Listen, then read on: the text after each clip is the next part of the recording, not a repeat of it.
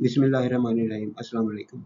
आज की वीडियो में हम तीसरे यूनिट दी एक्वेन ग्रीन के शॉर्ट क्वेश्चंस और आंसर्स डिस्कस करेंगे।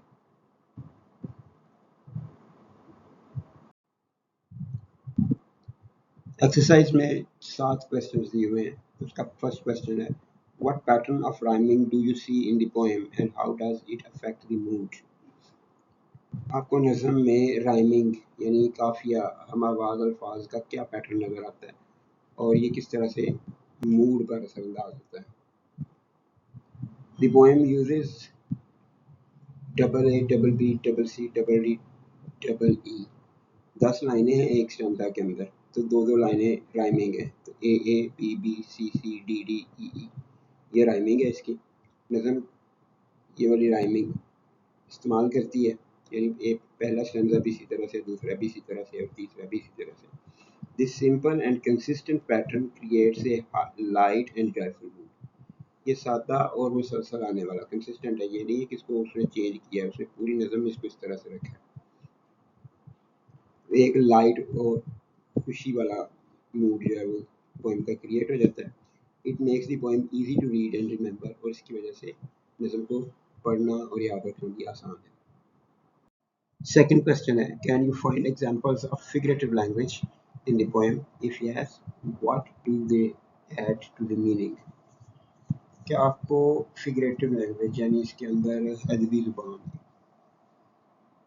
जैसे इस्तारा, तज़मीह, तशबीह वगैरह वो मिलती हैं? अगर हाँ, यस, अगर हाँ है तो फिर मीनिंग में क्या फ़र्क पड़ता है?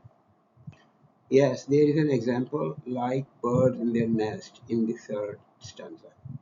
आज तीसरे स्टैंजा में like birds in their nest जो है वो इसकी एक मिसाल है फिगरेटिव लैंग्वेज की।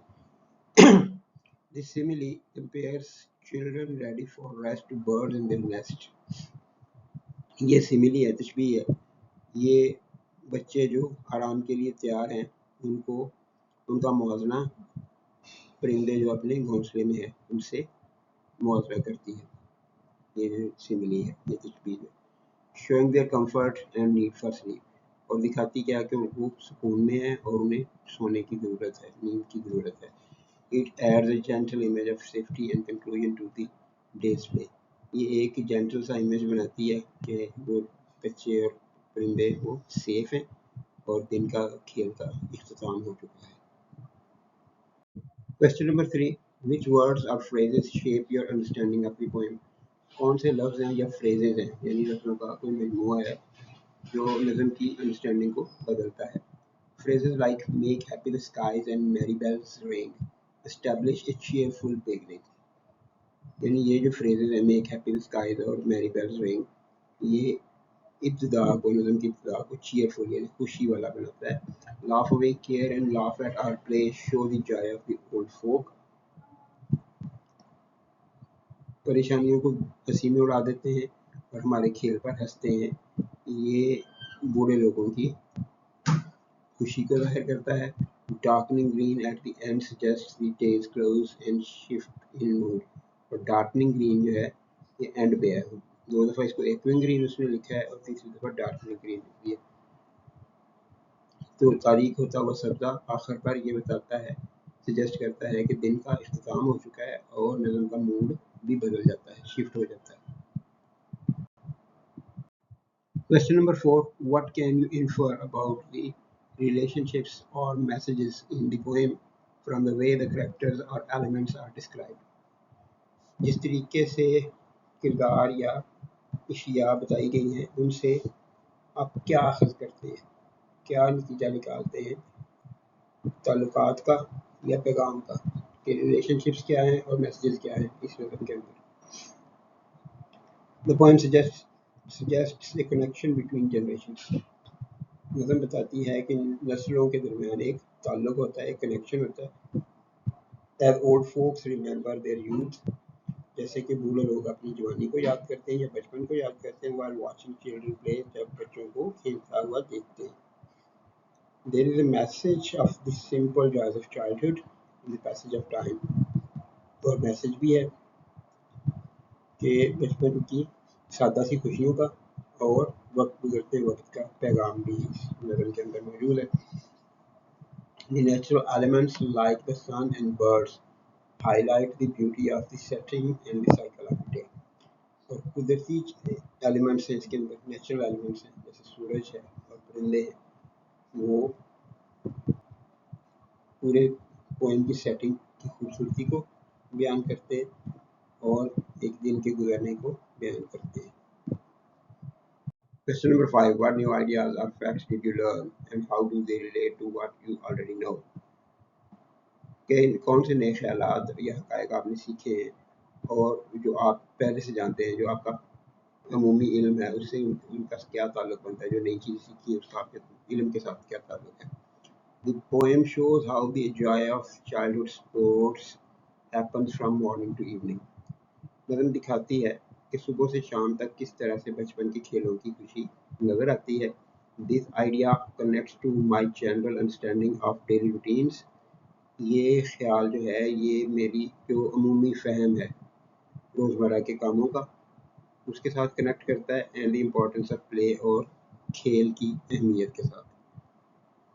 It also reinforces the idea that older people often enjoy watching younger generations having simple players. ये इससे ये ख्याल को भी तक़वियत मिलती है कि बूढ़े लोग अक्सर छोटे बच्चों को या उनके बाद में आने वाली नस्लों को सादा सी खुशियों में खेलता हुआ देखकर खुश होते हैं.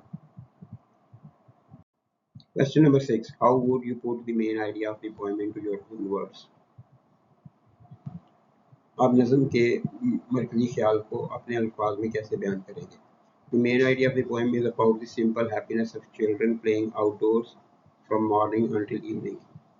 नज़म का मेन आइडिया ये है कि बच्चे छोटी सी उनकी सादा सी खुशियाँ हैं कि वो घर से बाहर आउटडोर्स खुली जगह पे सुबह से शाम तक खेलते हैं और इसी में खुश हैं, तो ये उनकी हैप्पीनेस है.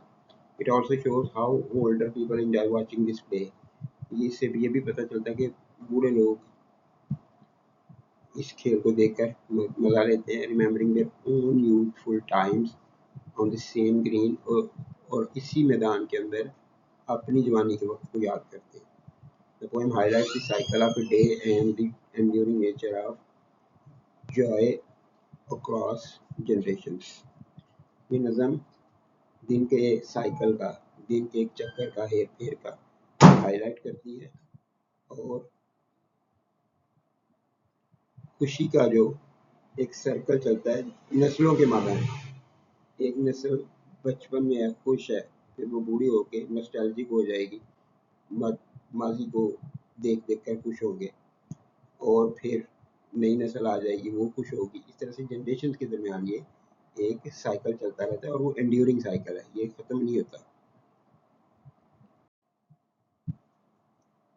Question number 7. Based on the details given, what can you guess about the deeper themes or messages in the poem? Details जो बताई गई हैं उनके ऊपर बुनियाद रखकर उन पर मबनी आप क्या अंदाज़ा लगा सकते हैं कि इस नज़म के डीपर थीम्स क्या है, इसका मैसेज क्या है. The poem hints at the themes of cycle of life and the passing of time. नज़म जो है वो इशारा देती है कि इसके अंदर थीम पाया जाता है ज़िंदगी के साइकिल का, and the passing of time और वक्त के गुजरने का. As the day move from bright morning to darkening evening. जिस तरह से कि दिन सुबह चमकदार सुबह से शुरू होता है और अंधेरी शाम तक ख़त्म हो जाता है. It suggests that while youth fades. ये भी बताता है कि जब जवानी ख़त्म होती है, कमज़ोर पड़ती है, the memories and simple pleasures of childhood endure. तो यादें और बचपन की छोटी छोटी खुशियाँ वो कायम रहती हैं. There is also a theme of continuity. इसके अंदर एक तसलसल का थीम भी है. As old and young share the same space and experiences. जैसे कि बूढ़े और बच्चे सब एक ही जगह पे एक जैसे तजुर्बात से गुजरते हैं, बस टाइम डिफरेंट है उनका.